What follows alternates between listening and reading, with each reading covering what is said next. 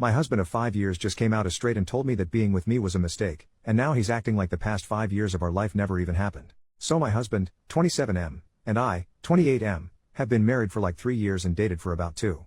In total, 5 years of a gay relationship. We're two men, have always been two men, and I don't think that's going to change anytime soon. My husband and I have had a rather healthy relationship for the most part. Of course we have minor arguments every now and then, but what relationship is perfect? In the end we always resolve them and our affection would continue as normal. This is kind of why I'm really confused by what's going on with us. Why now? I'm a Christian. I know a lot of people don't like the idea of that, but gay Christians do exist. My husband was agnostic, not necessarily an atheist, just wasn't completely on board with any religion. And that's fine, I would have supported him if he found peace in literally anything. He didn't need to become a Christian, and honestly, as selfish as this sounds, I wish he didn't. I know this makes me sound like a terrible person, but he changed so drastically afterwards and I miss the man he used to be. It was a slow start. He asked me about verses from the Bible, we went to church, he even fasted for Lent. Christmas this year was much more than just presents, and I was happy that I had this piece of me to share with him now. I was raised religious and struggled with my identity. If it weren't for other queer Christians, I would have left Christianity. I was glad that I still had these things we could bond over, but it kept ramping up. All of a sudden, he's going to church more than I am, which is perfectly fine, is always carrying a Bible with him, and will randomly cite a verse when we're having political discussions. I've noticed his views have started to shift towards the right as well, and recently retweeted someone saying your body, my choice. You're a twink, women's reproductive rights don't concern you in the slightest? It kept ramping up. He started agreeing with the whole LGB minus the T crowd, and started spewing harmful rhetoric about drag queens as if we aren't friends with a bunch of them. When I told him that drag queens are much less likely to harm children than some pastors, he lost his shit saying I was a heathen and that his friends were right. This is the part that caught my attention. What friends? I asked him what he meant by that, and he started backtracking and just said he was tired and that we should go to bed. I was tired, and arguing didn't seem like it'd do us any good right now, so I put a pin in it and we got ready for bed. Our room has a bathroom connected, and usually we keep the door open. He takes a shower and makes sure to lock it, which was weird but I didn't say anything about it. If he wants to set this boundary down that's fine, but he could at least communicate it, you know? The next day is a Sunday, and he's already out of bed and I'm assuming at church. I get up and got ready, but once I arrived I realized he wasn't there. That confused me, so after the service I called him asking him where he was. He tells me he's in church, but I told him I was here too and didn't see him. He clarifies he means the other church. I'm not going to say the denomination because I don't want to cause any arguments. This was news to me, especially because he never brought it up and still carried our Bible. I told him to send me the address and I'll pick him up so we can get brunch, but he tells me that he doesn't want his friends seeing me. That hurt. I asked him if we could at least meet up and he said he'll see me at home.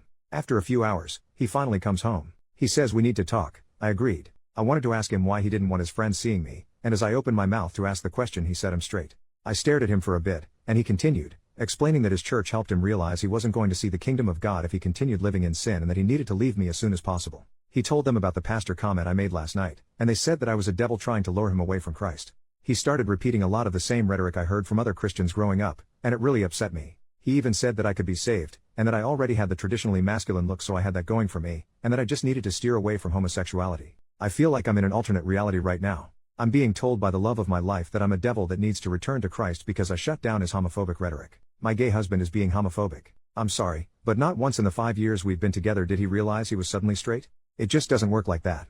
It's not like we're in some other universe where compomo is a thing, right? I told him that he needed to leave and that we could discuss arrangements afterwards.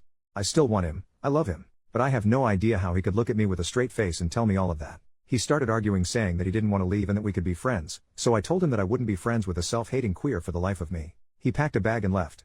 His location shows he's at some random house I've never been to, but I assume that's one of the churchgoers he's friends with. I don't even know what I'm supposed to do from here. Did I seriously just lose my husband? I don't understand how this could happen. What can I do now? I miss him already. Update, 5 days later. Thank you to everyone who gave me genuine advice on my last post. I'll quickly answer some common questions. No, he does not have a family history of bipolar disorder or any other mental health disorder that would cause sharp changes. No, he isn't cheating on me with one of his church friends, but I will get more into this later. No, he isn't bi. I'm bi, and we've had conversations and he said he experimented in high school but it wasn't for him. I talked to his family and our friends about the whole thing. I explained we were separating because of his newfound faith and how he's acting.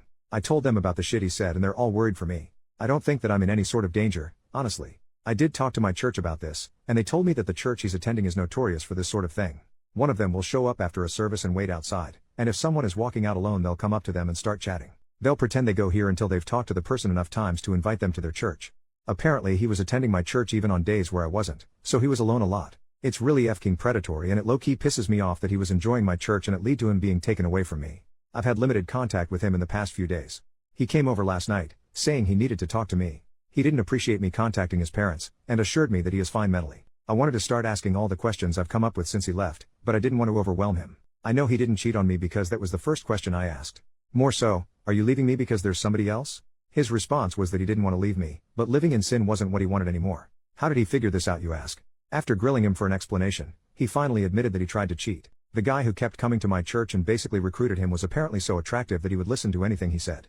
So he tried to cheat, failed, and went the full 180 and has decided being gay is the ultimate sin. Not the fact that he tried to have an affair. This is actually going to drive me crazy. Finding out he wanted to cheat but didn't is almost worse, because it's like, seriously? You tried and got rejected? That's embarrassing as shit for you, and doubly embarrassing for me.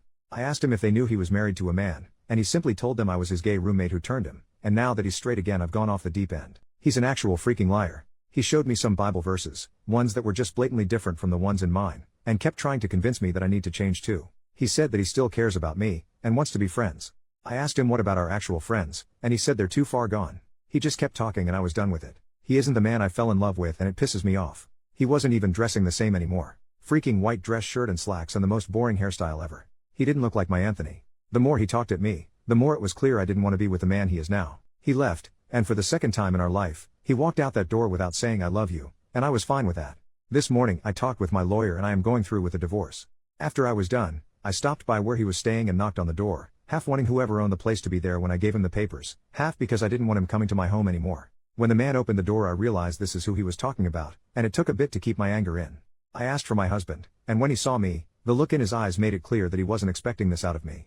I made it clear to the other guy that I was handing my husband, gay husband, divorce papers, to end our marriage, the gay one between two men. Us, we're those two men. Because I don't know who needs to hear this, but if you wake up next to a man for 3 years out of your life, chances are you are a homosexual. So sorry to break it to you. I won't be able to go into details of the proceedings themselves, but I'm going to completely distance myself from him as best I can. His actions have been horrible on my health, and his family and friends can handle him better than I can. I'm going to miss the man he used to be, but I have my people surrounding me. I'm going to be okay. I hope for his sake he'll snap out of this one day, because the self-hatred isn't healthy, but when he does I won't be there.